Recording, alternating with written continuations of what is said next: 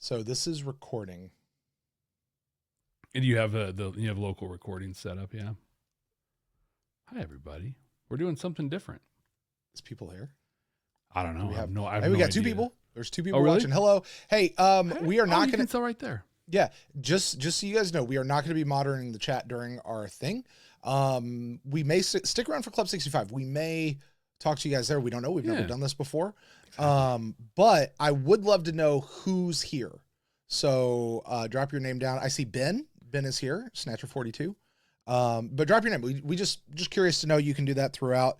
As new people come in, if anybody new comes in, if you could just remind them to do that, because we won't be doing that while we're doing the show proper. So thank you guys for joining us. Hopefully you enjoy getting to literally watch this as we make it. It's gonna be cool. Hey, YouTube. Hi, YouTube's watching this too. This part? Yeah, let's keep it on. I think they can see this. How cool is it to know that if you happen to be at the council chambers tier of our Patreon, at least while we're recording Crusade, you get to be in here with us. Like while we're recording this in real time. Yeah. Yeah. So just a thing to know. All right. Be kind of cool. There you go. What do you say we do this thing? Yeah, man. Let's say.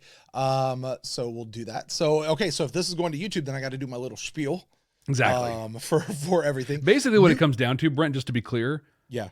I don't want to do any editing. So this is you know what? YouTube. Literally, this was like, we had two values when we started the show. One, family always comes first. We can ditch out of any of these recordings at any time if we need to, right? Number two, minimize editing. Yeah, like, little work as possible. Little as possible. And you know what it turned into was the thing that had the least amount of work turned into the main part of the show that right. At least we thought was most fun. Trey, what's up, Trey? Cool. So, hey, you know what? Jeff, let's do this. Because we're going to build this out, right? You're like, when we do the video piece, you're going to re-piece these things together, right? Yeah, yeah. So anything that we pop up on screen or anything like that won't necessarily go. Correct. Yeah, I'll need that as a separate file. Okay, so what I'm going to do, I'm going to post up a comment that says, hey, welcome to the live recording. This is just for people who come in later. Stick around for Club 65. And actually, I think this could make a fun Club 65 like new way of doing it. Yeah, actually, like, you know it's a little interaction, and we can do that's some you stuff. guys. That's you guys. Takes the pressure off. Also, Club 65 won't be long tonight because doubt it. I got dad stuff to do. Oh, you do. But you know what? I could actually stay. Like I've got got time tonight. Like I could stay while you go, and we could do that. Anyway, let's hear. This is for the Club 65. Also, let us know that you're here by dropping your name in the comments. All right, I'm just throwing this in the thing. Can I pin this? I'm going to star it. I don't know what that's going to do for the guys out there. All right, anyway. Starred. So it's just under the starred thing. I see. Oh. Okay, so we got to go. We got to get rid of the comments because we can't. We got to actually show the way it is. All right. So that being said, welcome YouTube. Hey, you know what you're getting, YouTube? Because this part's for you now. You're getting the behind the scenes of how Jeff and I record an audio podcast. Like ultimately, this is an audio podcast, right, Jeff? Like at the end of the day, at the end of the day, that's what we're doing. But really, this is the main show, and we're adding this new element now while we're recording Crusade. You know what? We actually meant to do this last week when we did episode 1, and we forgot. Well, we literally did it. Like, it was literally, dude, I can get on immediately now, and I have this much time to do it. That's right, because it was like 12:30 in the afternoon. Yeah. Yeah. That's true. That is fairly true. So anyway, YouTube, welcome to the show. If you don't know how this works, Jeff and I are recording an audio podcast. You guys get the behind the scenes. We don't edit this thing. This is how it is made. It is how the saloon pours its whiskey. Jeff, I'm not going to go into any more of those. You're done. Let's get into it. Talking about the long road, Crusade, second episode. So what is to be gained by fighting? Maybe nothing. Maybe a lot. I'd like to be the one to make that decision. I want you to know that this thing just made a very large dent in my ship. The year is 2024. The name of the podcast Babylon 5 for the first time. Welcome to Babylon 5 for the first time, not a Star Trek podcast. My name is Jeff Akin. And I'm Brent Allen. My Evernote just crashed on me. I'm sorry. No! Hold on. We're helpless without it. I know. Hold on. We literally can't do anything. I cannot. I can't without my notes. I can't do anything. All right. Hold on. Unnamed podcast. Yep. Because that's still what we call We it. got to keep that memorialized. Like that's I thing. think so. Unnamed Babylon 5 podcast. Here we go. Crap. Jeff, can we just start that? Yeah. Just to roll into that. Thank you. Yep. Welcome to Babylon 5 for the first time, not a Star Trek podcast. My name is Jeff Akin. And I'm Brent Allen. Jeff and I were two veteran Star Trek podcasters, nerds, who decided that we should watch Babylon 5 for the first time because some people said that it was good. And you know what happened? We fell so much in love with the series that we're now continuing that journey with Crusade for the first time. And just like always, we're going to be searching for the deep, hidden, maybe not so hidden messages that we find in the series. But don't worry, those are not Star Trek messages. They're sci-fi messages. Brent, this is not a Star Trek podcast. And to reinforce that fact, we're going to keep our long-running game, The Rule of Three. It's a game that limits us together a total of no more than 3 references to Star Trek per episode. That's it. 3. One of those twice. No substitutions, exchanges, or refund. And Jeff, what happens if we happen to make one of those references on accident or on purpose? You're going to hear this. It's the most pleasing of sounds ever. That's a piece of feedback we get a lot. People love when we hit that button. Yeah. Yes, they do. Yes. They love it. Hey, Brent. Hey, Jeff. You know what we have? What's that? We've got a 5-star review. Oh, yes. Oh, yes. And this one's from just a few days ago on Podchaser. Spring, Summer, Fall, Winter says, I really enjoy the hosts guessing what's going to happen next time. Both when it's so spot on, it's eerie, and also when it's off the mark because it's proof they haven't seen it before. Also, now in the middle of season 4, I had to review and I had to say thanks for the recap on moments of transition. I loved it. I don't remember what we did remind for me that which one. episode that one was. Do you know? Moments of transition? Yes, come on, one who was. I know. I think that might be the one.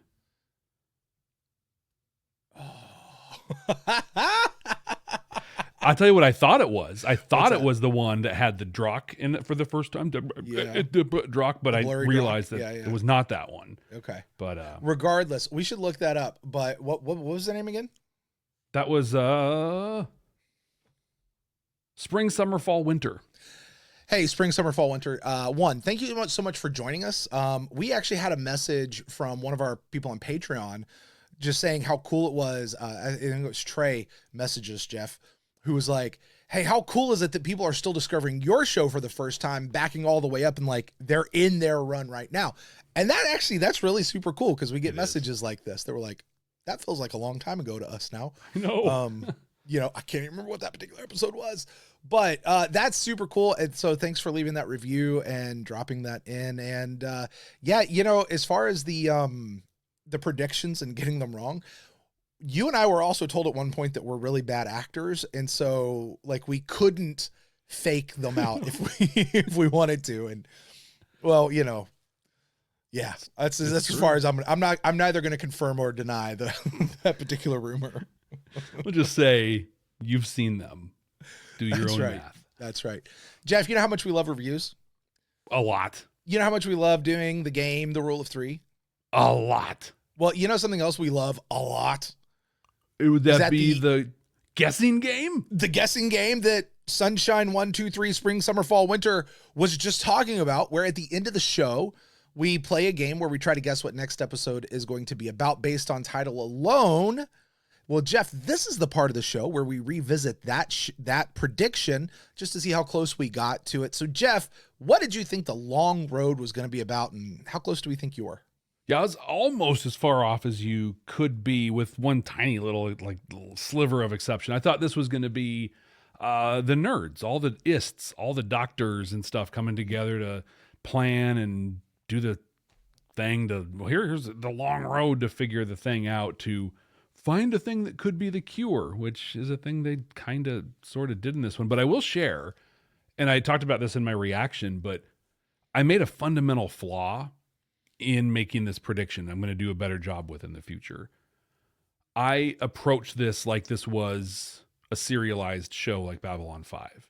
Like, we met the crew, now we need to set the stage and move forward. Moving forward from here, for us, I'm going to approach this more like Stargate, where, yeah, here's some episodes that are connected, and they're also just kind of one-off. So expect some better predictions from Akin moving forward.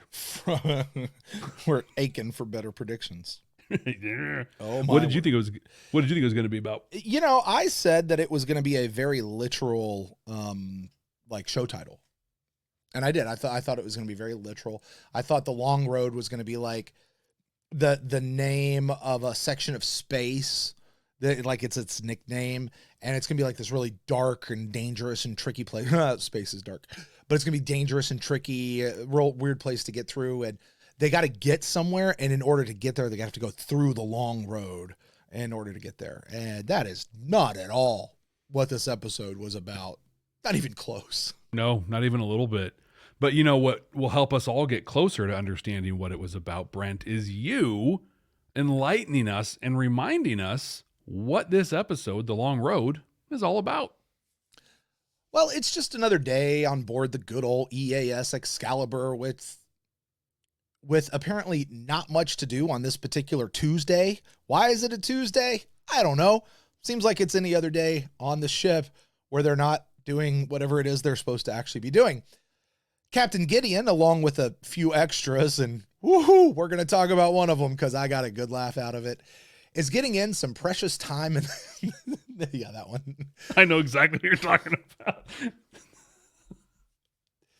And Captain Gideon, along with a few extras, are getting in some precious gym time, and boy, does he need it, because his shot is awful. Now, that's when he receives word that the EAS Medusa, which is stationed at Regula 4, needs some help. They're out there mining a mineral that only exists on that planet, and this precious mineral will actually help to extend the lives of everyone on Earth suffering from this plague, which is really good because they need all the time they can get. Don't know if it's really going to cure it, but it's really going to help a lot. But it seems like they're having trouble with the locals, what basically amounts to small terroristic type incidents. But they're backwards farmer, hayseed type folk, and they're really not that much of a threat, so this should be an easy one, and besides, Gideon's always willing to lend a hand. When they arrive, Gideon meets with his counterpart on the Medusa, Captain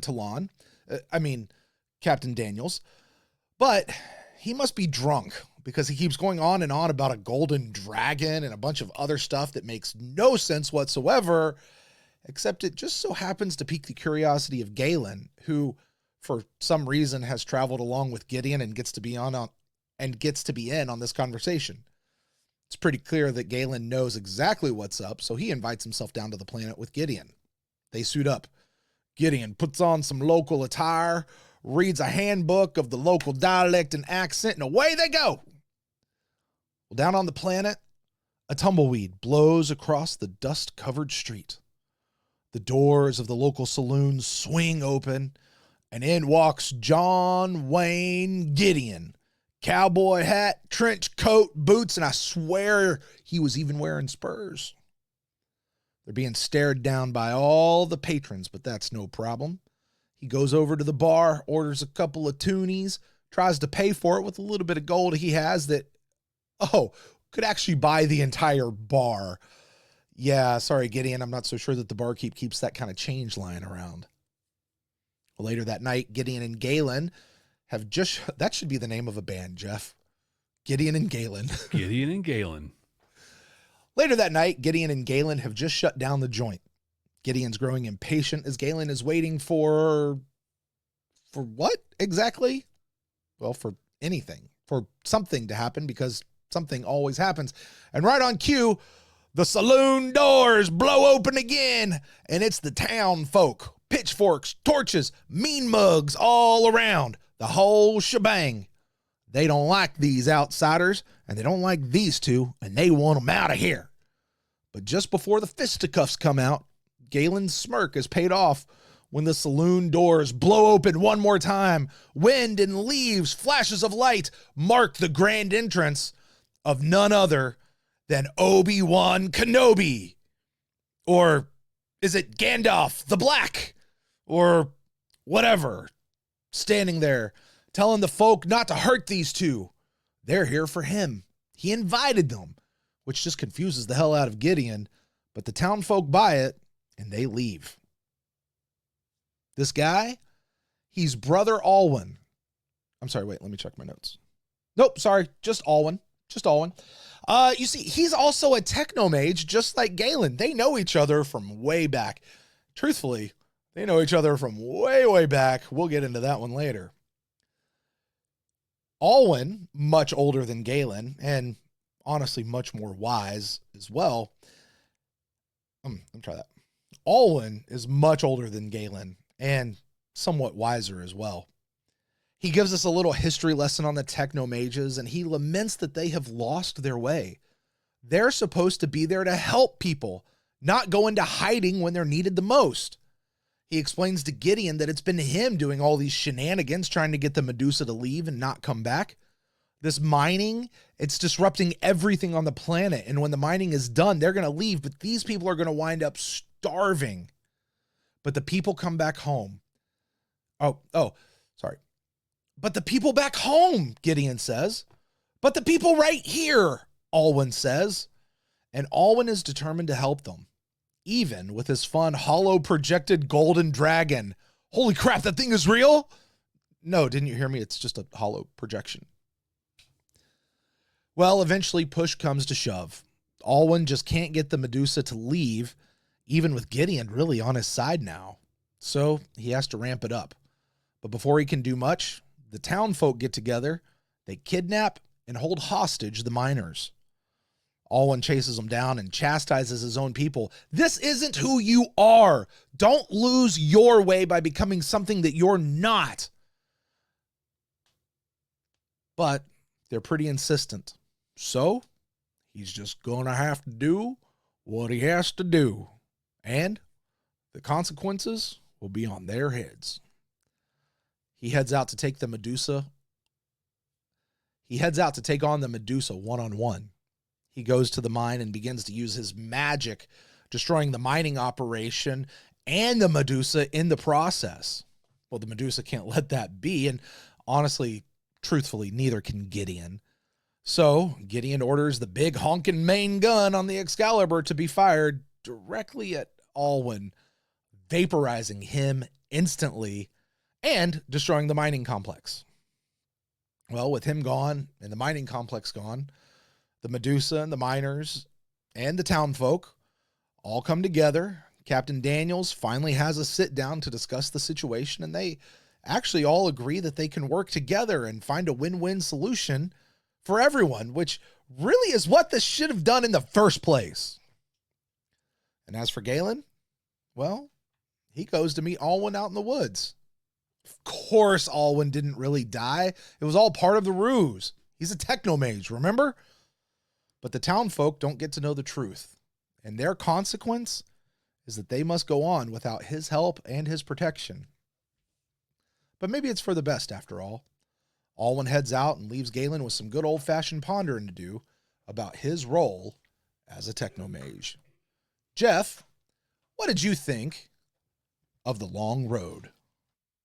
I loved this episode. I absolutely loved it. This was so great. Not to steal your thunder for later on, but this was more Star Trek than most Star Trek is. It's the first time I was like, well, first time we've only seen 2 episodes, but it's like, oh, this one has a Star Trek feel to it in a very big way. It was just overflowing with messages in an episode that really every sci-fi franchise does. I was immediately taken back to Stargate SG-1 Spirits, where they went onto the planet. I forget what the mineral was they found there, but they're like, yeah, we're just going to take it because we can. So many this is done in so many places. This one was done amazingly. I loved it. It flipped a lot of the things that we expect on their heads, just looked at it in a very different way and examined it in a way that I thought was brilliant and just really well put together. And the technomages, Brent, we've seen two now, and three if we count Elric, who got a name drop in this, which was pretty cool. I mean, we did see like the Council of Technomages, but they didn't really do much while we were watching them. No, they just Yeah. But they're everything I wish they could be. Alwyn was hardcore. He was wise. Just almost too full of himself, right? Like he just had that confidence that borders on and sometimes is arrogance, but he's a fluffy old man. How could you hold that against him? He reminded me of Brother Theo. It's like if you had Brother Theo and gave him magic, you get Alwyn, which I think was great. And I loved seeing Talon as a bad guy, like sort of bad guy Again? like, yeah. Well, just he had such a key part in this. Yeah. And like really got to do his thing. I thought it was great. Yeah, I love this episode, Brent. It was perfect, almost. What'd you think of it? Jeff, I'm going to quote you in a way that I have heard you often refer to our Stargate episodes. And if you guys want to know what that is, go over and check out our show, Stargate SG1, for the first time. You get it right here on the Babylon 5 for the first time channel. A different audio feed if you're an audio listener, but in YouTube, all in one place. Jeff, what a great episode!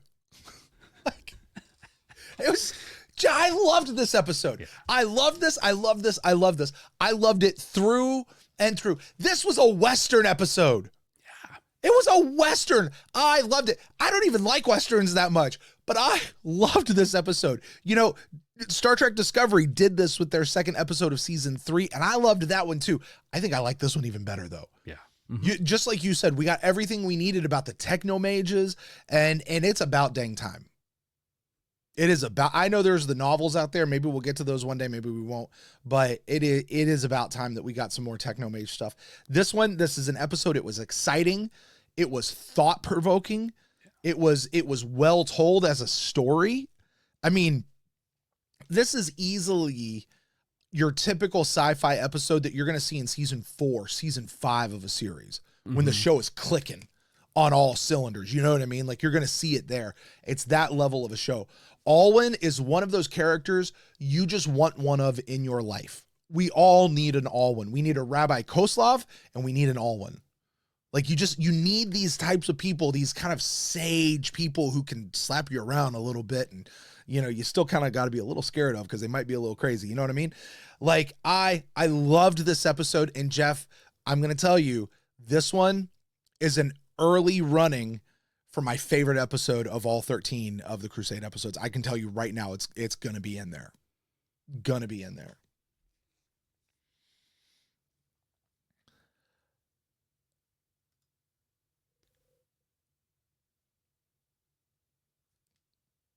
I don't even know where to start with this one. Oh, well, let's start with the Western episode. I'm going to start at the opening credits of this show. Okay. Take it. So I watched the opening credits again this week, just like I did last week, but I saw something this time that I missed last time. What's that? There was a shot in the opening credits where Gideon's wearing a cowboy hat and he's wearing the trench coat. And I was like, oh, are we going to get a Western episode? Imagine my surprise when it turned out to be this episode. I was like, yeah. Not at all what I expected in a Western episode, but yeah. But same, I noticed, let's talk about the opening credits just for a minute, because I noticed a thing as well. Two things. One is I'm a little older than you, and this might be not quite your time, but in the late 90s, there were these anti-drug commercial things that came up, and they had this font that flashed up on the screen. And I forget what they said, but I feel like it's the exact same font they use with the Gideon line, or with the Galen lines. What do you want? Like, the font was it totally took me back to that moment. Yeah. But the brilliance of the opening credits I found is they go through his questions, right? And we hear the answers that Gideon gave in Warzone, except we get to who do you serve and who do you trust? Right. And there's nothing. but there is. Who do you serve and who do you trust? And then it shows the cast. It's like, here's who I serve and who I trust. Then it gets to the end and it times out perfectly. Who do you serve? Who do you trust? Boom, J. Michael Straczynski pops up on the screen. Oh, and I was like, I like that. I was like, oh, that is intentional. They totally did that on purpose. I like that. Can we talk about the basketball court in the gym for a minute? Yeah. Let's let's do it. Well, you wanted to talk about one of the extras. I kind of, on the video, I gave that away. But let's talk about the boxer that was there. the Ty Bo, the person doing Ty Bo in the corner. I stopped it and I rewound it and I watched it again. She just, honey, that's not a workout. That's you're just. Her face didn't even change. I'm sorry for the audio folks who are listening to this. You have no idea what I was just punching the camera very slowly. What, you weren't punching, you were extending your arms. Yes. I was certainly not making contact, just like the lady in the episode. But what was so funny though is like, was it Galen that walked in, or no? It was Matheson. It was Matheson walks in. Yeah. And it's all crowded when he's walking in, and there's boxing lady doing her thing. Yeah. And then we see Gideon with the future basketball key. You can tell it's the future because it's angled, right? It's not just you know, rectangle. It's height. Yeah. And we get this shot of him like from the basket on Gideon, and that gym went back about 16 miles of just open space with that weird. So, or it went back like 6 feet with a hella green screen. Yeah. I cracked up so much. Yeah. And it's like, and I'm like, is this on the ship? How big is this? Is this gym literally that whole long part of the Excalibur? The whole thing? and I'm also super curious. Did they tell him to miss so he could do the whole, well, my control, it's the controller sucks thing? Or is Gary Cole just that bad at basketball? I'm going to say that it was on purpose, because I got to tell you, my first thought when I saw that basket was it completely looked like one of those like rigged carnival game baskets where you're trying to make it and it's just bouncing it back out. But he starts blaming the basket and like, nah, dude, you just suck. You just suck at this. Yeah, that was quite the scene. Like, sure, blame the hoop. Jeff, right prior to going to credits, we saw the eyeball, and I think we saw, is that when we saw the dragon? That's what we learned was the dragon. Yeah. What did you think when you saw a literal dragon? Well, before I saw the dragon, because you see the eye, right, looking at it, I thought it was one of the Drock space masks. And like, they like miniaturized the shuttle or something, and we're looking at it. And then when it turned out to be the dragon, we don't generally watch each other's reaction videos. So we don't know. So I've had a thing now in both episodes. The logo for Crusade, right? And like if you're watching, it's right here. You can see it. It feels so it's fantasy. It's not a sci-fi logo. It's a fantasy logo. And I have strong feelings about sci-fi and fantasy being their own things. So all of that to say, I'm not really. So how do you feel about Star logo. Wars? Well, Star Wars is space opera, so it is. Sci-fi it is fantasy is what it is. It's space. It's space fantasy. There's no science in Star Wars. No, it's space fantasy. It's great. I love Star Wars. I'm watching episodes of some of the Star Wars shows on our Patreon. Hey, you can catch Jeff's reaction to that over at patreon.com/Babylon5First. Exactly. But I lost my train of thought. What were we talking about? Sci-fi fantasy. But when that dragon shows up, I was like, oh, they're going all in on this. It will be sci-fi fantasy. And of course it is, because there's technomages. So I thought it was really on brand, really, with what they're setting Crusade up for. What did you think about it?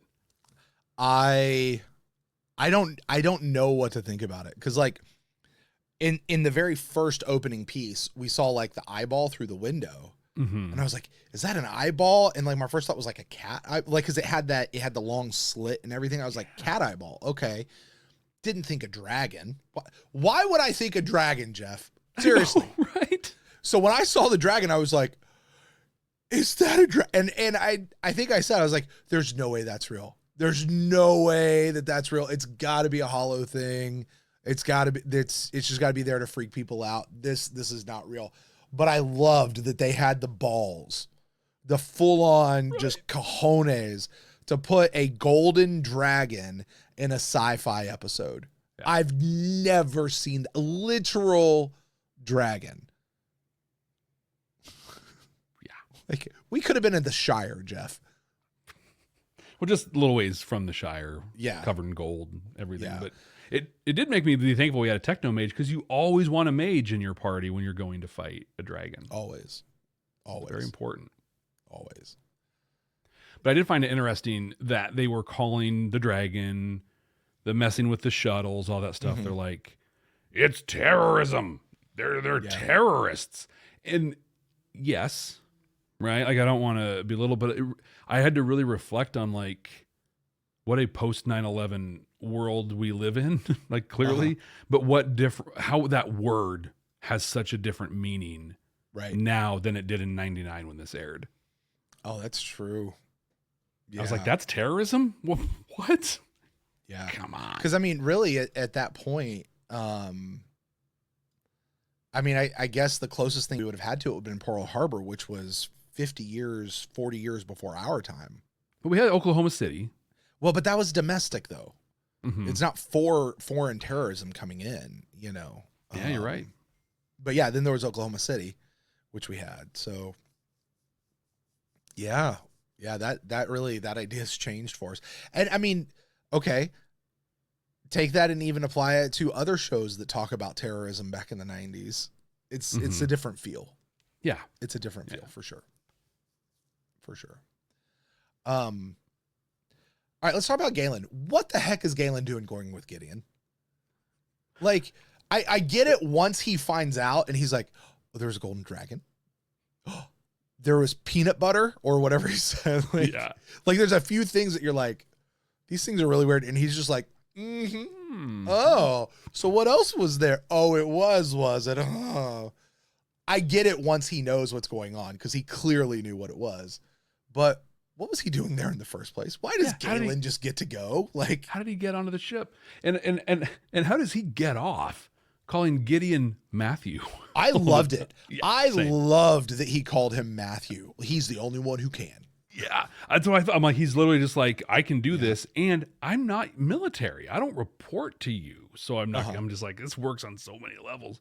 But I do feel like in acknowledging what we know about Crusade and its watch order and all the things, that there's probably like 4 episodes of relationship building and backstory that might be somewhere else here, might not be. Right.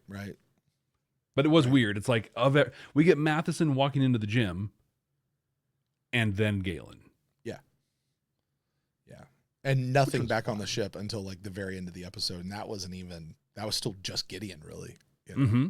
Yeah, well, we spent more time on the Medusa, which honestly, like, so I really like the uniforms on Excalibur, and seeing them up against the Earth Force uniforms. I thought it was interesting. It's like they didn't change everyone's uniforms. It's just the Excalibur. Mm-hmm.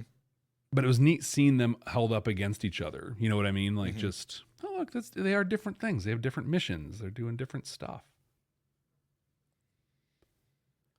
So when we realized that Galen knew what was going on, clearly knew what was going on, what was your thought as far as like, okay, so Galen knows what's happening. Here's what I think it is. Do you remember what you had that thought as? I wasn't really sure, to be honest. I thought he just knew something about the planet at that point. Okay. To me, I sat back and I went, this is a technomage world. Oh. I thought that it was like a world of technomages, and that's where he realized he was. Or maybe it's like they found where they were all hiding or something like that. Like, and I thought they were the ones who were doing it. And then when it turns out, no, it was one guy. A guy who, by the way, Alwyn, such a cool technomage name. Totally. You've got Elric, you got Alwyn, Galen's pretty cool too, but I mean, Alwyn's right there. Like in the Centauri trilogy books, there's one named Finian. It's a pretty good name. Gwyn is one of the is a female one. Yeah, could have done better than that. Could have done better than that one. It's not bad. It's not bad. Yeah. I don't know. I want to bring up that we're talking about Alwyn. Yeah. You alluded to this in your recap Mm. because he and Galen really do go back, way back. They in real life. Because the guy who plays Alwyn in real life is the guy who plays Galen's papa. Father. Yep. Yes. He rolls in and's like, Galen, I am your father. I hope he said that. I hope there's an outtake somewhere where he said that. Because that'd be hilarious. That'd be great. Edward Woodward was Alwyn, Peter Woodward, Galen. And it's funny because like while we were watching it, I didn't say anything, but I just had thoughts. Like they had really good chemistry. And they're both doing that late 90s over enunciating sci-fi thing that you do when you're and so I'm like, I wonder, like they have great chemistry. It feels like they're being awkward with each other a little bit. And then when I watched it for my notes and when I look at the credits, really? And hit the IMDb and I'm like, oh, and then I noticed they have the same hairline. They have the same hairline. They certainly look a lot alike as well. Mm-hmm. They definitely look a lot alike. And they also like that energy that they had together was it. There's a reason it felt familial. There's a reason it felt like a dad messing with his kid and's like, I was so disappointed in you when you did that. Like, what are you doing? There's hope for you yet, he says at one point. Like, you know, and Galen, who pretty much is just going to take whatever Alwyn says because that's his daddy. Like, yeah, exactly. You know, he may be a crazy old fool, but it's still my dad. I got to respect him. We caught in their conversations that Elric, they said he passed beyond. Mm-hmm. I read that as he died. Yeah, me too. But I did like it when he was talking about Elric and he's like, I was scared of him. He was big and powerful. Mm-hmm. In that voice. I was like, yeah. Right? The Michael Ansara deal. Exactly. Right. Exactly. Now, I really liked Alwyn. And he really hit me as that cross between, I talked about him being like Brother Theo, but he also kind of reminded me of the Ranger 500 years in the future. Not 500, but 1,000 years was it 1,000 years in the future in Deconstruction of Falling Stars? Yeah. Brother Alwyn. Was that Brother Alwyn? Brother Alwyn. I'm almost positive that's who that character was Brother Alwyn. That'd be awesome. But I just felt so much like likeness between all those characters. Yeah. Think about it. The Rangers with video camera technology and stuff, what if they were the technomages in the future in a post-apocalyptic universe? Or they kind of like came together, like over time, they're the remnants. Not even that, just that they had enough technology behind them that they could appear the way technomages appear to us now. Okay. Yeah. You know what I mean? Mm-hmm. Like not even full on technomages. It's just, they kind of have that same whatever. Mystery. Yeah. Here's a question I have because real quick after meeting Alwyn, we get this nice little sit down. What a great scene between the three of them where it's just a sit and talk. You know, I usually say shows are best when it's two people in a room talking. You know what? If it's three people in a room talking, that's great. Okay too. Mm-hmm. Because this was a great scene, core scene. Alwyn says this. He talks about the technomages going somewhere else. And I had this thought, Jeff, and it was this train of thought.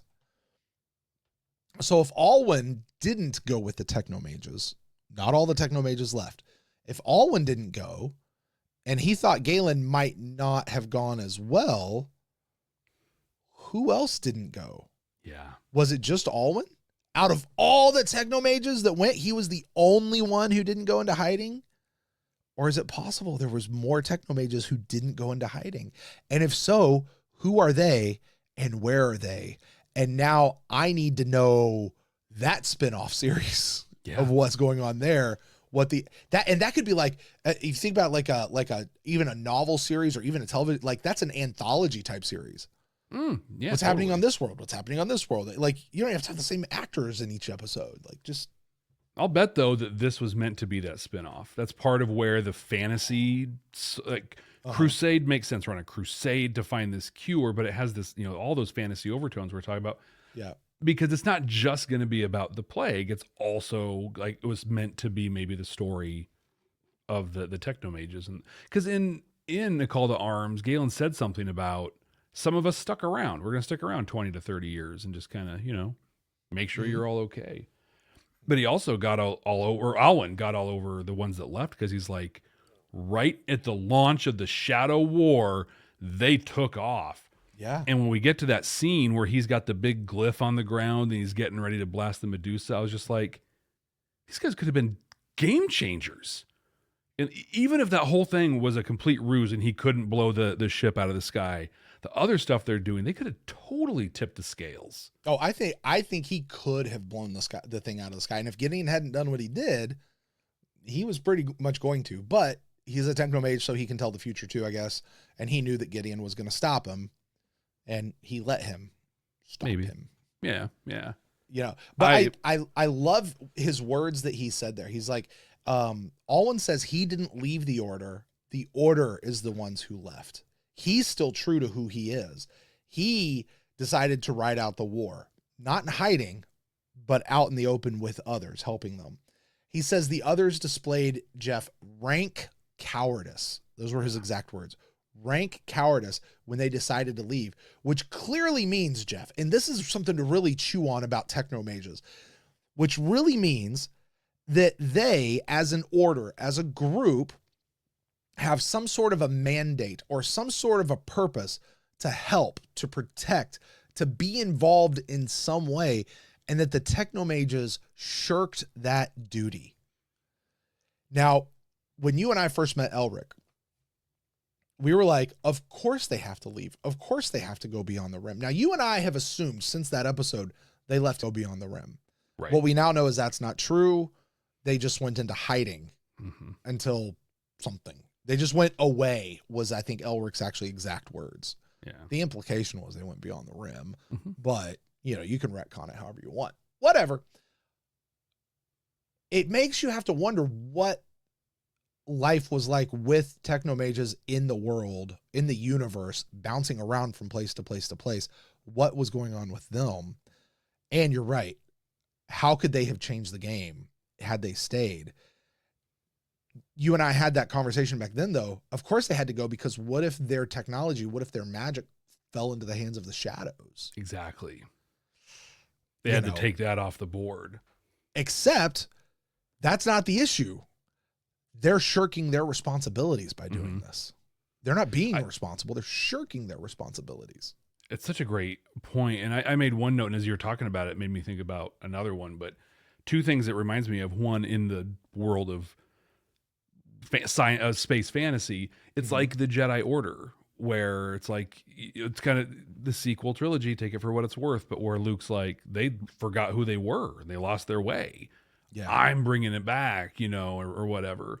And we get pieces of that even in the, with Obi-Wan in the original trilogy, the second, I don't even know what to call the things, but what it also reminded me of, we've talked quite a bit about our faith and our, and how we do, who we are in that community. And I'm practicing Catholic, and it's a lot of problematic stuff goes on with being a Catholic, and that there are it made me think of, there are quite a few priests who have left the church altogether and still have the core beliefs.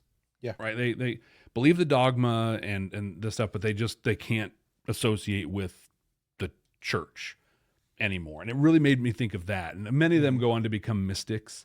Richard Rohr, he hasn't left the church, Richard Rohr, but his books and stuff and things, scathing commentaries on the church, but he believes in the dogma of everything. Really, I felt a lot of that with Alwyn, where he's just like, look, I'm keeping it real here. Well, I mean, that to me, that even goes back to, I'm more of the Protestant lineage than you are, but it goes back and has echoes of Martin Luther back in the 1500s of when he was like, dude, you guys have lost your way. This is how we're supposed to be. Let me go nail my 95 Theses to the door. Hey, speaking of which, to bring that back into this episode, when that townsman nailed that thing with the dagger, did you see how nice that dagger was? That looked like a dagger from Stargate. You're going to leave that dagger hanging right there? No. You use like a kitchen knife. Right. That dagger, you better keep that thing with you, man. That reminded of the knife during the Prim Ta when we first met Tilkson. Yeah. It was a really cool looking knife. Yeah. Is that same thing? Also, that note he hung up there, that was ridiculous. With the stencil or the stamp of how, like, it's not even handwriting. It's just like one of the roll stamp things. I was like, right? Wow. Right.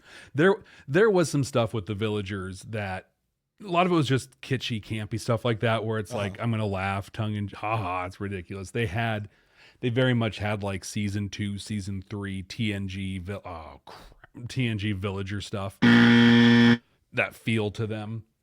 Mm-hmm. But the one I just couldn't get past was the one villager. Well, they gave 2 villagers lines. Mm-hmm. Magnum PI, the guy running the bar. Yeah.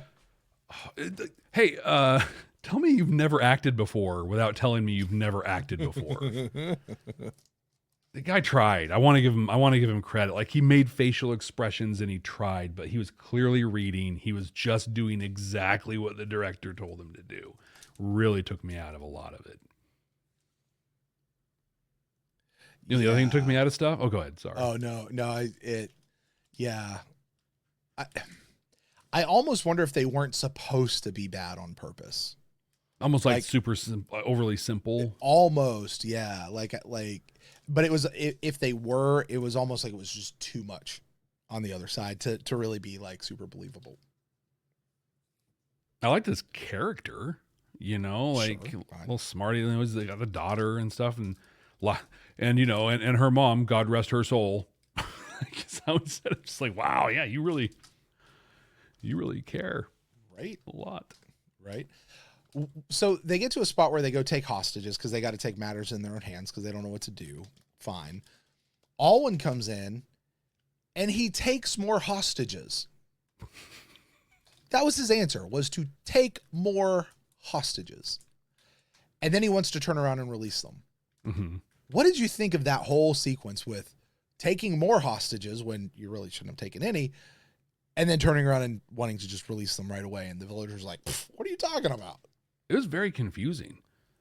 Like, I almost feel like they were like, hey, we need to take some hostages and we need to do some more cool technomage stuff. Uh-huh.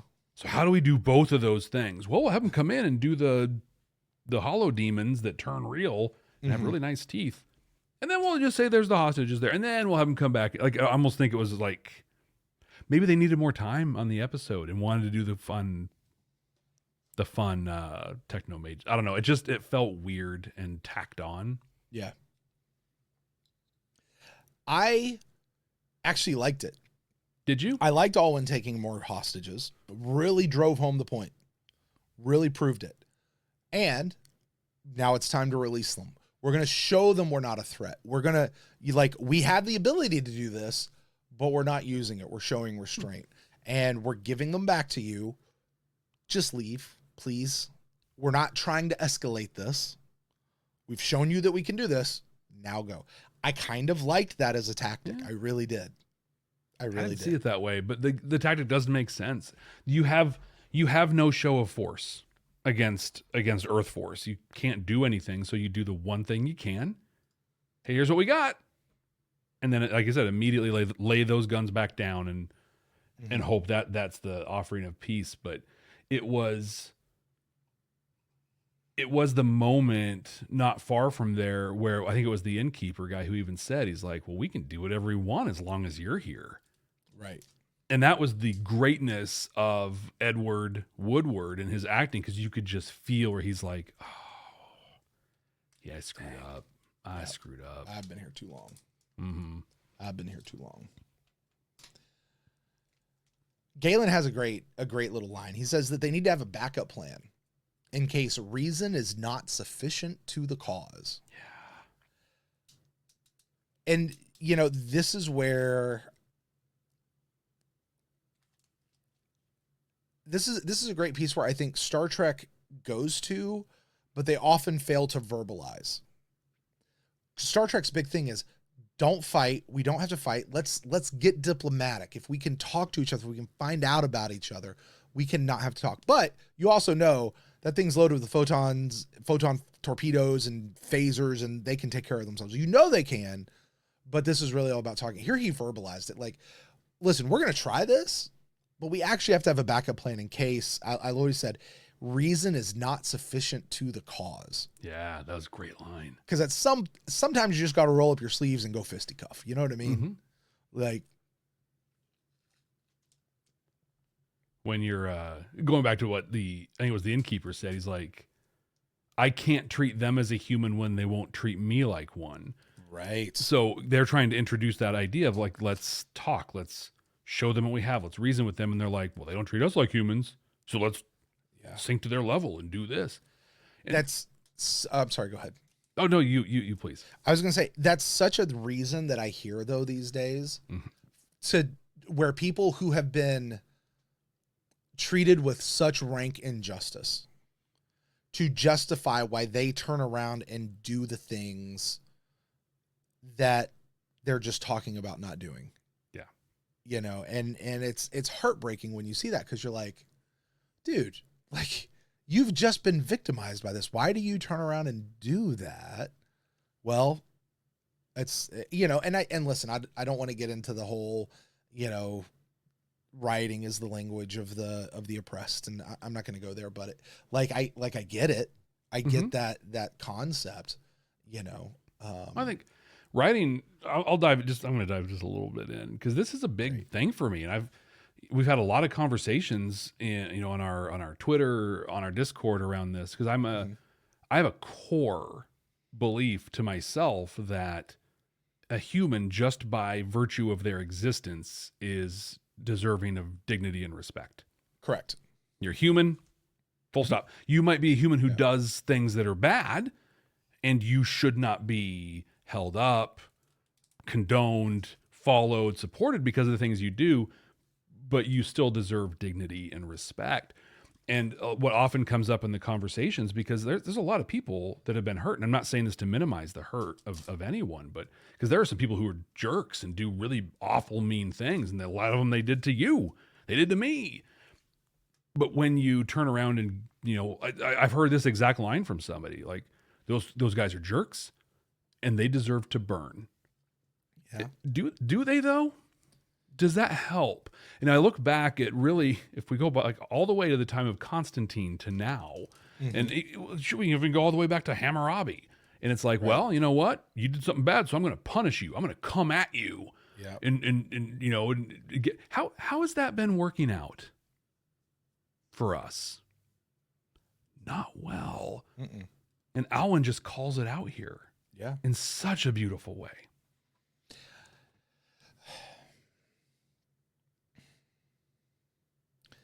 It really goes back to, Jeff, I wonder if this is just something being the product of a kid of the 90s, maybe even the 80s. But there was so often that we got this message, and I can't even remember exactly what shows we saw this in, but I mean, I feel like it was stuff like He-Man and G.I. Joe and, you know, our Saturday morning cartoons and stuff, where if you do the thing that they do, then you're no better than they are. Like, it's the reason why Superman doesn't kill. Because if Superman kills, then he's no better than the people he's fighting against. Exactly. You know what I mean? Like, and maybe it's just that coming through. Like, it's that same idea, but it's true. It's a core belief. If you do those things which you abhor, then you're no better than the people who do those things. Yeah. Right? Like, we got to be better. We have to do this better. And I love Alwyn's message, like, stick to who you are, because he even appeals to their ancestors. Your ancestors came here and lived this way because they wanted to get away from that. And here you are getting back to that. What are you doing? Like, Yeah, it was said so well. And even in that, through that conversation, and then when they moved towards, like, when the daughter got sick. Right. And Gideon was like, Daniels has to listen now. This is real. Like, we have a real thing to show him. It's going to happen. Their immediate response was, well, Daniels isn't going to listen. It's not going to work. He's not going to. Were they wrong though? They weren't wrong, but when you go in with that base assumption, like, why not go in and be like, yeah, he's probably not going to listen, but let's give it a shot. Instead, they're like, yeah, don't. It's not even But here's the thing, though. If you've been dealing with him for so long, and it's always been no, I'm not there. I don't think he's going to do it. Why even waste my time? Every time I go to him, I've gone to him with stuff like this before, and he just doesn't even want to hear it. And he's not that kind of a guy. You know, kind of to your point earlier where you're saying, yeah,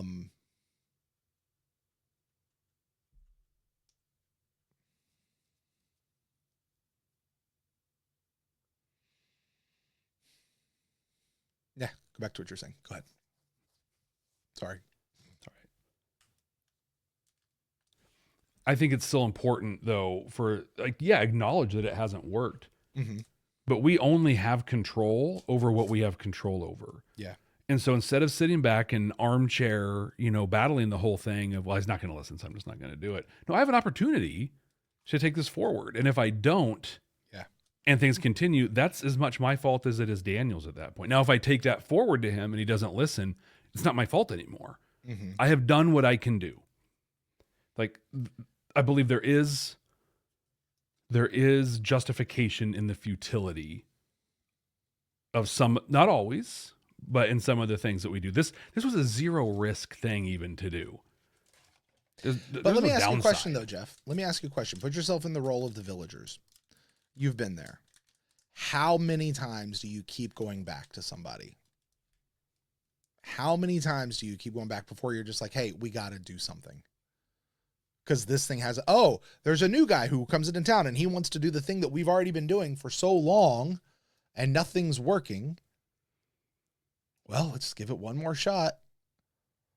I mean, like, there's a piece of me that goes, yes, I'm with you. And you know what? This is a new person. Maybe maybe they'll be able to get through in a way that we couldn't. Let's give them the shot.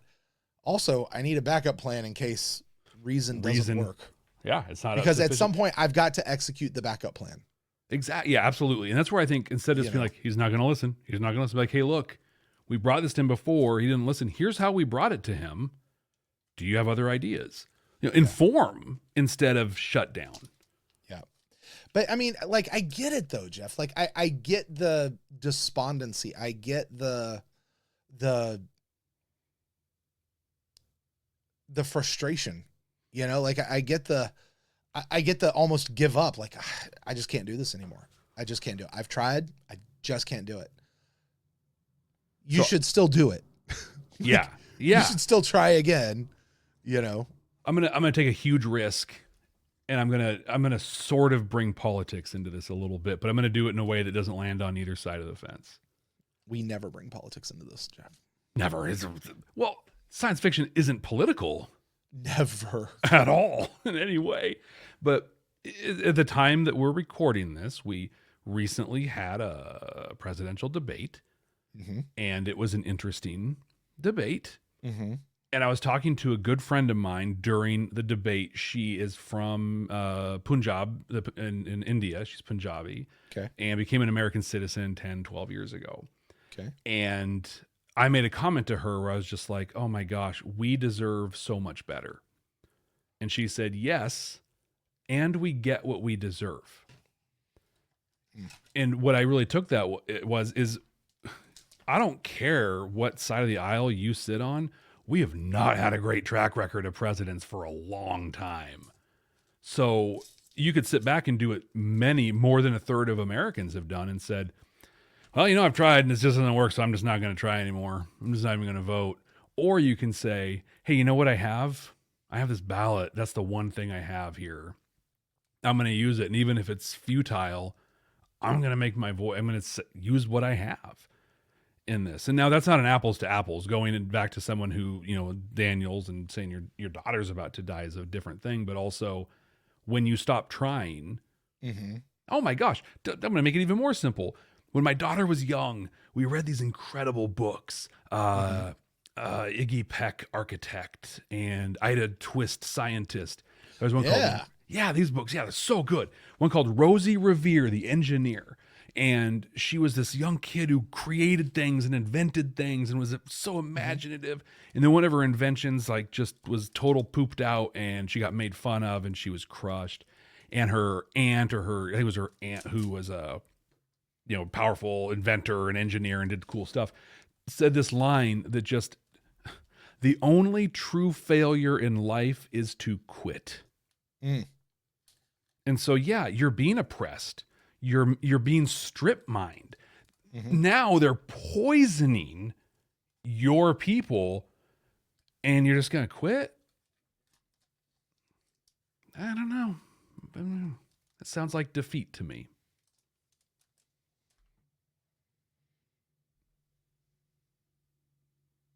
That said, when did you know Alwyn didn't die in the blast?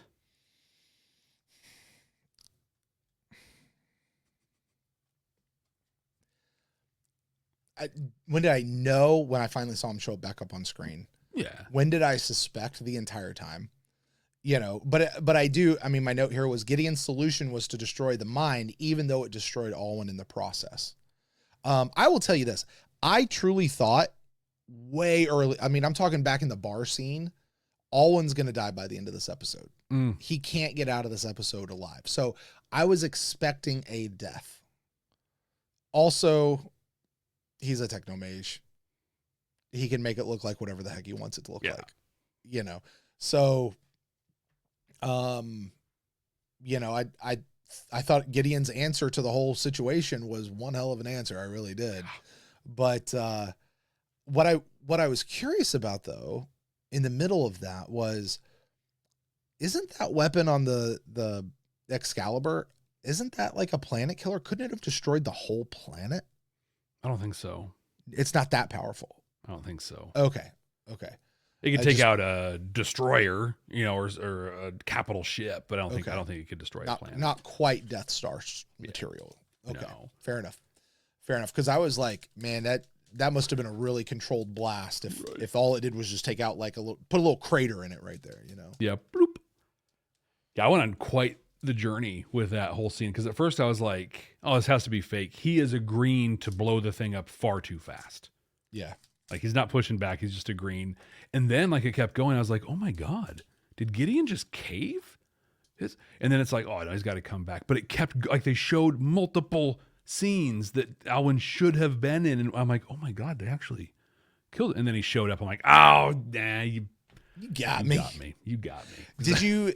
Did you think at any moment that that Gideon was in on it?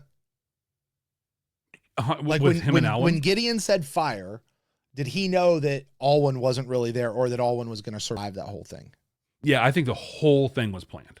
You think so? That's why I brought up the thing of I don't even know for sure that his glyph thing would actually maybe it was just literally, hey, look at these lights that I'm making. I'm not so sure. Yeah. I don't know that Gideon really knew.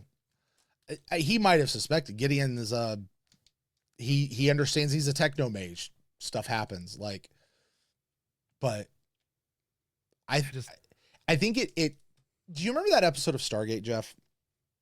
When we first met Cassie and Sam, spoiler alert for anyone who hasn't seen the episode. It's in the first season of Stargate. And Sam takes her and, she's been turned into a bomb effectively.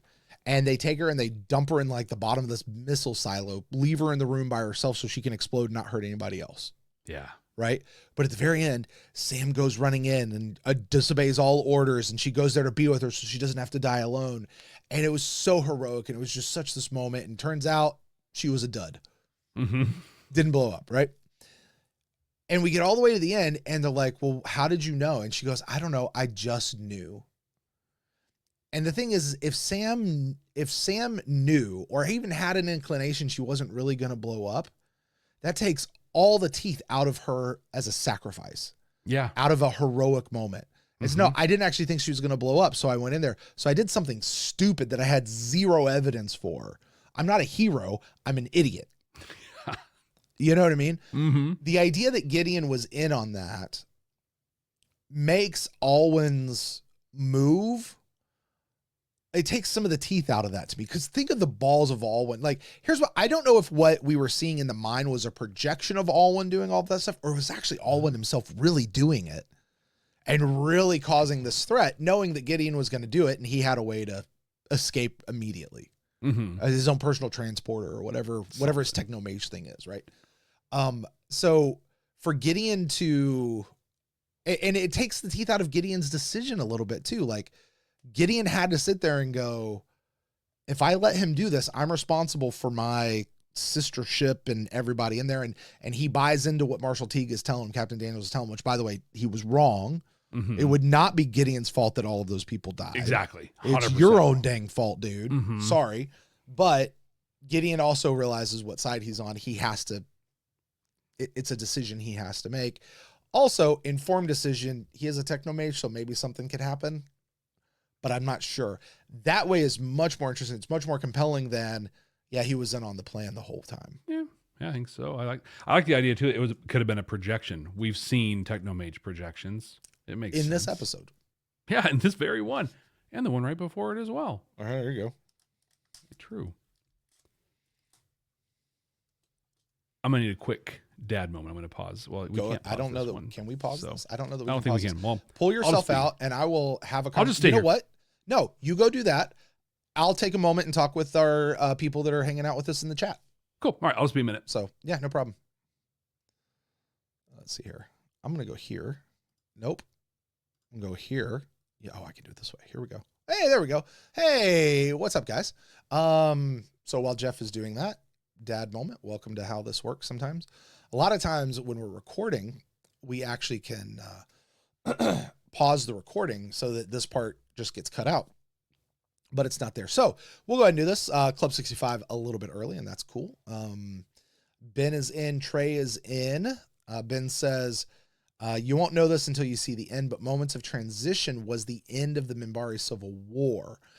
That's right. That's where we had the Wheel of Fire with Delin sticking in it with her and Naroon, and we had our recap of that whole deal. Oh.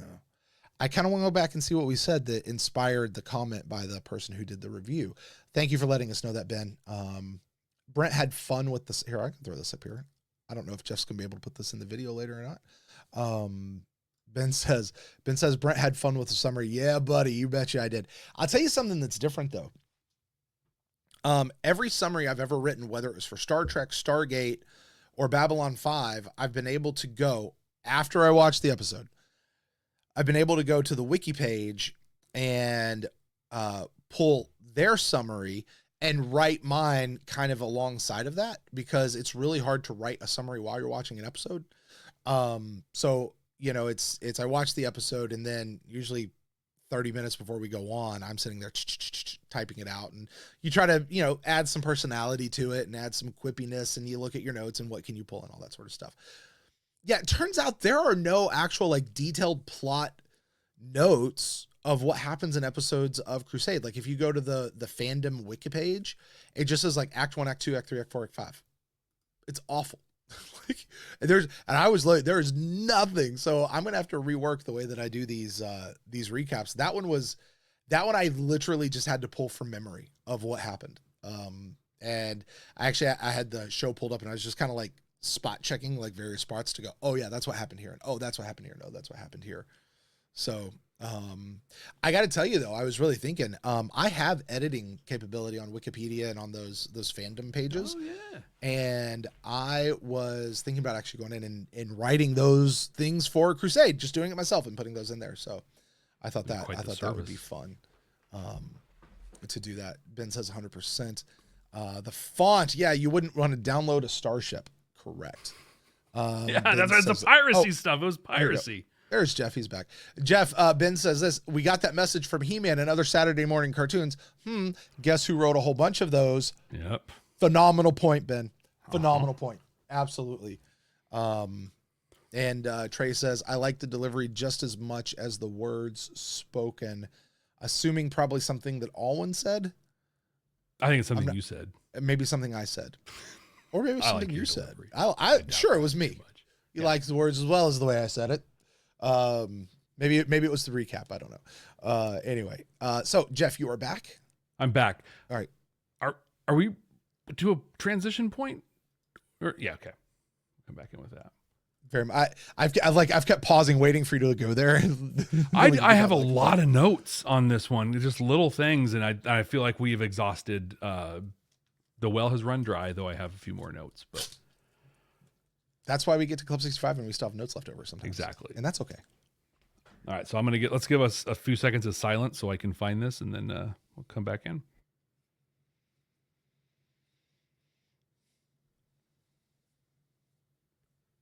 Well, Brent, I think that we have now reached that part of the show where we're going to boil this all down. We're going to see if this episode might have possibly maybe had any messages or morals or ethical questions or mirrors to hold up to society. Maybe it even gave us hope we could be better in the future. Brent, what messages did you pull out of the long road? Jeff, there's so many. And we've danced around most of them or all of them in here. Alwyn talking about that little girl dying from an overdose, and Gideon wants to present it as evidence to the captain to force a stoppage of the mining. But Alwyn says they're just going to say it's a trick. It's not real. That what they're doing is not hurting anyone. And I'm sitting here thinking, talk about mirror to society. Hello, big tobacco. Hello, big sugar. Hello, all of you guys who out there who went to the FDA, bought them off, because we know that's what you did, and told us that nicotine doesn't hurt anybody. Right. Told my parents that my mom now has COPD. Now, nobody stuck the cigarette in her mouth and made her take a puff, but you told us that.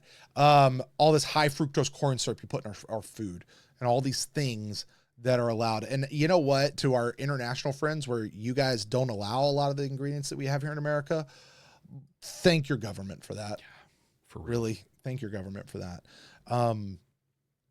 I loved Alwyn's line to the villagers. Your ancestors came here because it was a better way of living than the way they had been.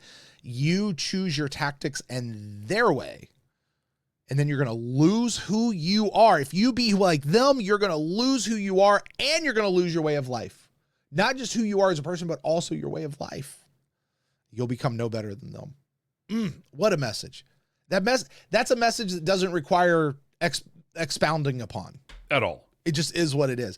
I love this. Gideon says at the end, the mining operation is being moved.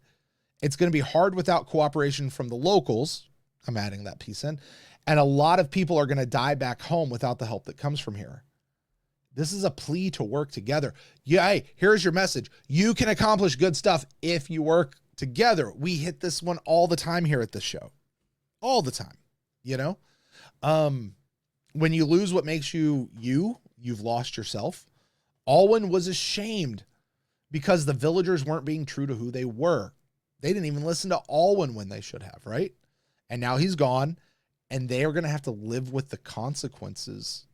The real consequence of their action being they lost Alwyn. Not, they thought that he was talking about this. Turns out it's actually this over here. Mm-hmm. Don't lose yourself. I think that's the one that keeps coming up. Don't lose yourself. Don't lose yourself. I loved at the very end, Alwyn having a conversation with Galen out in the woods. And he says, it's time for them to make their own magic. Yeah. Very reminiscent of a line Delin said at the very end of Objects at Rest. Yeah. Or maybe it was Sheridan. It's time for us to be the ones. It's time for us to go write our own story. It's time for us to do that. So I love that. But I think the one that jumps out to me the most, Jeff, the one that jumps out to me absolutely the most, this episode flips the idea of the needs of the many outweigh the needs of the few on its head. In this case, we're saying that the needs of the few are just as valid as the needs of the many. Yeah. That's a much better message. The needs of the many outweigh the needs of the few is noble and courageous when it's you, the individual, making that decision to forego your own needs for the sake of others, but only in as much as it affects you. Let's look to the Wrath of Khan, Star Trek II, Spock making a decision at the end of the thing to go sacrifice himself to save the rest of the ship. And he quotes the needs, in this case, the needs of the few, or the needs of the many outweigh the needs of the few, or in this case, the needs of the one. Yeah. As long as that's a personal choice, when you force the needs of the few and group me in as few, and now I have to give up what I got to serve the many, that's not noble and that's not courageous. And frankly, it's a little disgusting. I've always hated that it sounds good, I think, until you really look at it. You do the math on it, and it is gross. Yeah. You can't inflict, and I do like this, and let's say you're part of the mass. You can't inflict your quote unquote needs on the few and prioritize yourself over them. And frankly, this is what we do. I mean, Jeff, I would be remiss if I did not call out our own country's history. This is the history of humanity. You could look down through the ages, through the Huns, the Greeks, the Romans, probably ancient African tribes as well that I'm unaware of. The probably even Native American story tribes before the Europeans arrived, stuff that happened here. This is the story of humanity. I can't speak to everybody, but I can speak to our own country and how often here in America, we, and by we, I mean the majority, right? The government has prioritized our needs, our wants over the needs of the few. I'm thinking specifically right now of the horrendous Trail of Tears. I'm thinking of the horrendous years that we kept people in slavery. I'm thinking of the horrendous years post-slavery where we still, oh crap, it's still going on today. We still divide people by classes and by color of their skin, and racism runs rampant. Jeff, we're so naive. We even thought we had it solved 20 years ago. Yeah. Turns out it was just hiding, lurking there underneath the surface the whole time. But regardless, you cannot inflict your needs. Oh, I need it. Let's go to Stargate. They needed the trinium. Trinium, that's what it was. They needed the trinium, so we're going to go get it and be damned with you. Okay, let's look at the movie Avatar. They need the unobtainium. Could you please come up with a better name? Yeah, they actually needed a writer. Not unobtainium, really? Oh my gosh. We're going to just do this because we're here and we need it and we have the power to come in and just demolish you guys. And you don't matter. We can't do that. It's not okay. It's never been okay throughout all of history. Does it mean we upend everything with where we are now, even though it stands on those shoulders? No, but we can look at that and go, that was wrong then. It's wrong now. We can be better and not do that going forward. We cannot inflict our needs on few and prioritize ourselves over them, because the needs of the few, I love this phrase, the needs of the few are just as valid as the needs of the many. I love that. I think any time that you feel you're making a decision because you feel something is right for someone else or another group, and a member of that group is not part of the decision-making process, you're wrong. Like, don't care how good your intent is or anything. But in this, we didn't even see good intent, right? We saw strip mining.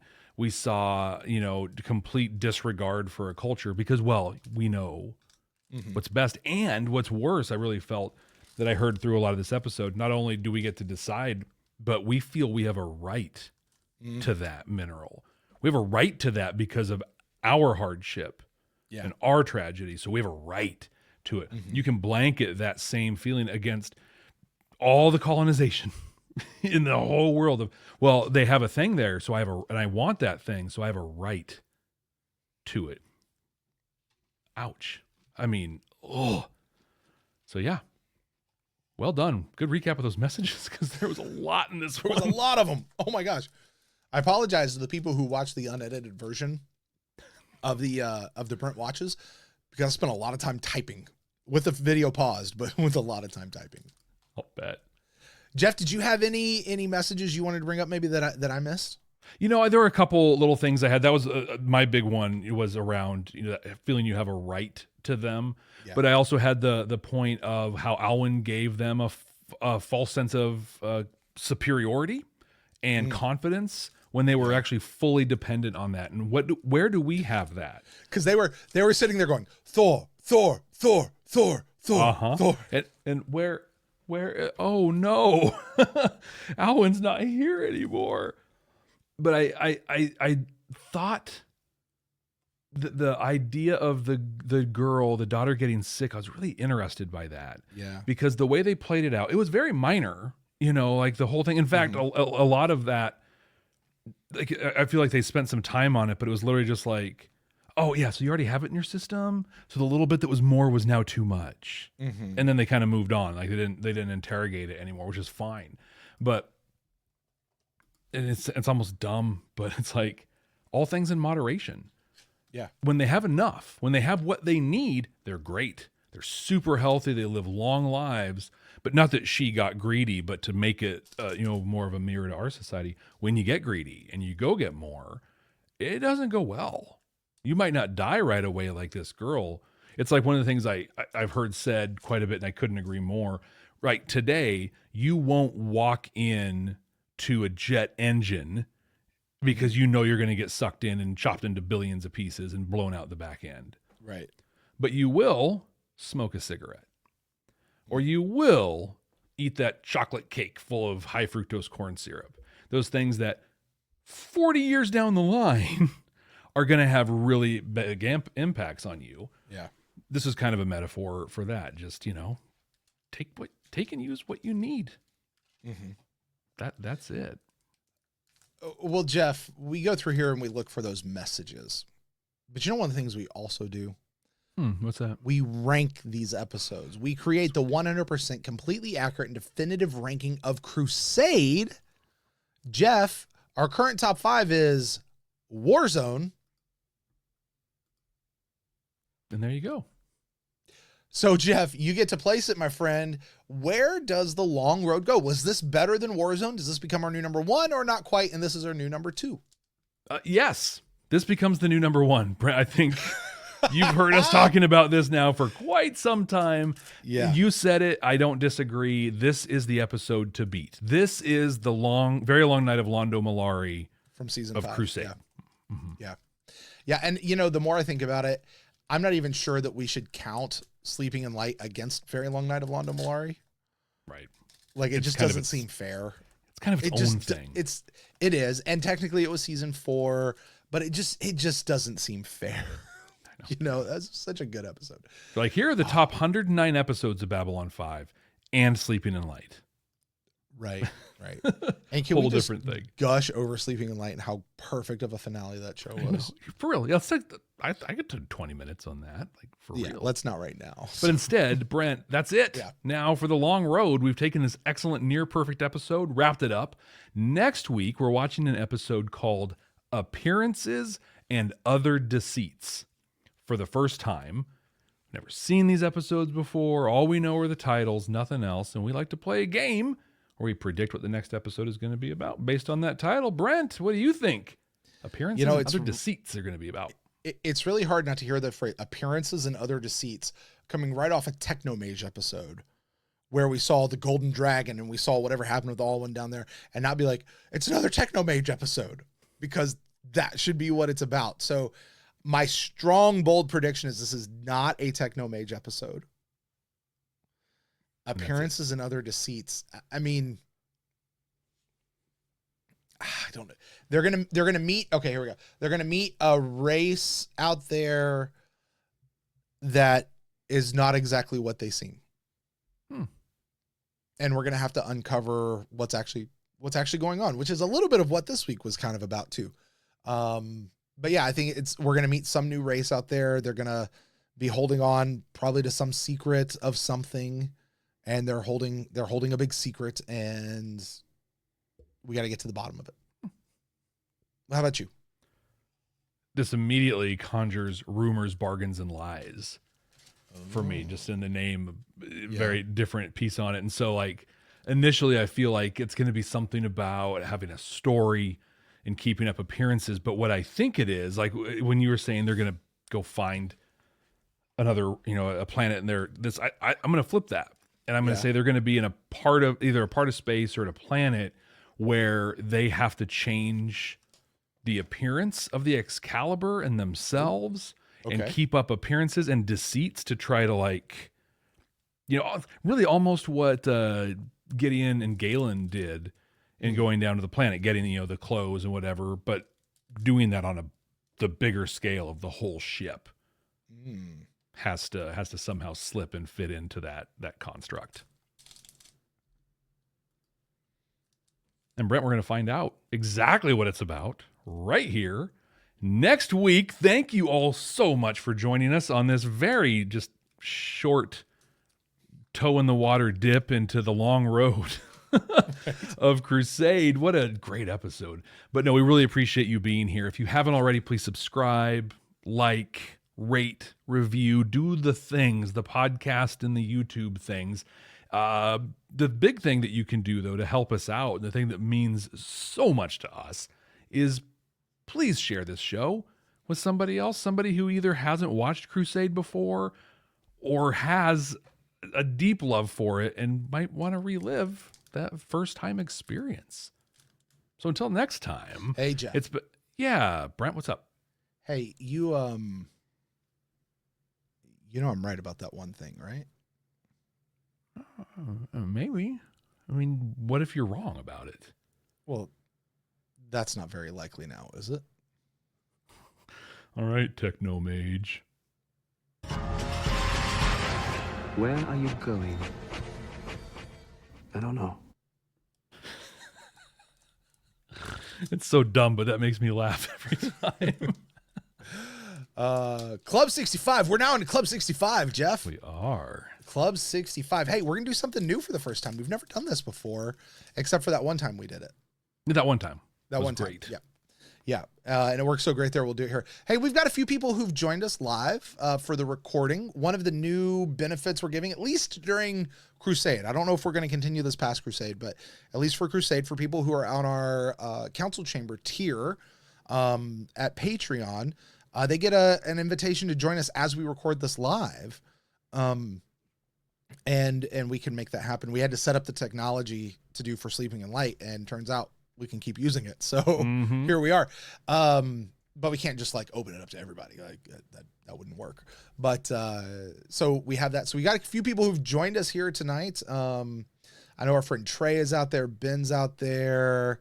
A few people who have not mentioned. Hey, if you are here watching live, drop a comment down below. Let us know you're here. We would love to give you a shout out. Yeah, we'd certainly would love to do that. Trey says this. We'll check out what he says. Trey says, we were talking about this just when you came back from your little excursion, Jeff.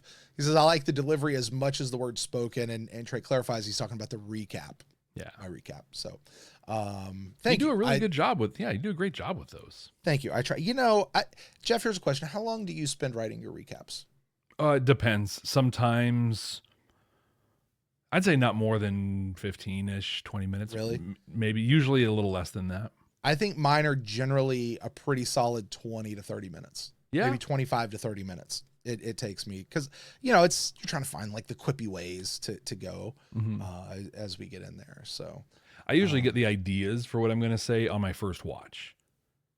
You know what I mean? Like I do my reaction, I watch it, and I'm like, oh, I gotta hold on to this thing, or there's a thing I can do with that, or whatever. Yeah. Our friend Ben says, thanks for it. Enjoyed it. I think there'll be more people next time. This one was pretty short notice. Jeff, I suspect most of them are going to be pretty short notice. So that's such a great point, Ben. And I even said in the chat here, I'm like, we're going to try and be a little more planful about it. But I'm just going to, for fun here, I'm just going to go to the record here. And let's see, where is it here? Hey, where was it here? Oh, yeah. Oh, are you doing our text messages? Yeah. Yeah, go ahead. Tonight, ? Says Brent. And I said, yeah, I can probably go around. And that 11. was at what time? That would have been at 8:48 p.m. Yeah. So I said, yeah, I can probably go around 11, maybe 10:30. Yeah. And then he's like, okay, earlier is better for me. And then I said, oh, wait, I can actually do it here in about 10 minutes. And he's like, I still got to write that recap. Let's see how fast I can do it. And then we got on, and you did it in a lot less time than you normally do them. So like this was about without the help of a Wikipedia recap helping me remember what happened. And then, so then he comes in and he's like, hey, I'm just about ready. And I said, cool. I just set up the Evernote. And then at 9:32, Brent did hey, should we do that thing we said we would do and invite council chambers? And I think the invite went out at about 9:34. And then we went live at about 9:36. So yeah. So that's literally how we roll. It's one of the things, Jeff, that we actually love so much about the way we do Stargate. Yeah. Because Stargate literally could be a, hey, you wanna? I don't know. I mean, God, we sound like we're propositioning each other here. Like, hey, you wanna? Yeah, let's go. All right, let's go right now. Right now, let's then do we it. go sit down and we do an episode of Stargate. Like, it's so like shotgun approach. This one requires a little more effort. A lot more effort. Substantially more effort. Yeah.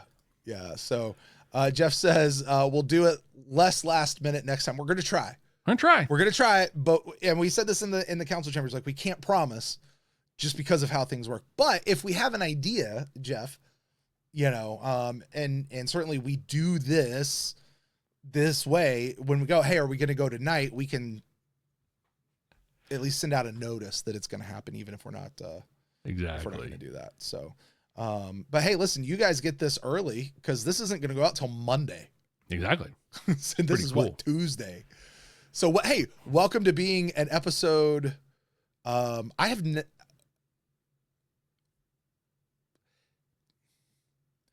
right. Okay, so I was like, because it's Tuesday, I was like, this is the day that Brent Watches goes out on Patreon. I was like, I haven't done the next week's Patreon yet. Oh no. Oh no. What went out today was the Brent Watches for this episode, which I recorded last Wednesday or something like that. Yeah, we're fine. We're fine. We're not recording this on Saturday like we have in the past, right? Which I'm very thankful for. Right. I get to go be dad and do one of my favorite things in the whole wide world and hang out with my daughter. She's amazing. And she really is. She really is amazing. So she's got I'm going to pop out up behind you. She is. I'm going to pop out and we'll see all of you next time. All right. Bye, Jeff. So, hey, I'll take out here. Podcast and chill. I show myself the door. Thanks, Ben. Appreciate that. Jeff, please make sure you leave that in. Remember when you asked your wives tonight? No, let's do each other. This is literally, yes. Jeff and I have often talked about turning a relationship into something like that. So, hey, listen, and looks like we responded to a lot of these back earlier. So, hey, guys, that's going to do it for us for Club 65. Thank you guys so much for joining us. For our council chamber folks, if you are a council chamber member, you didn't get to join us this time because it was so last minute. Totally understand. Wish we could have gotten it out to you sooner. This is just kind of how it happens. And we're trying. We're trying.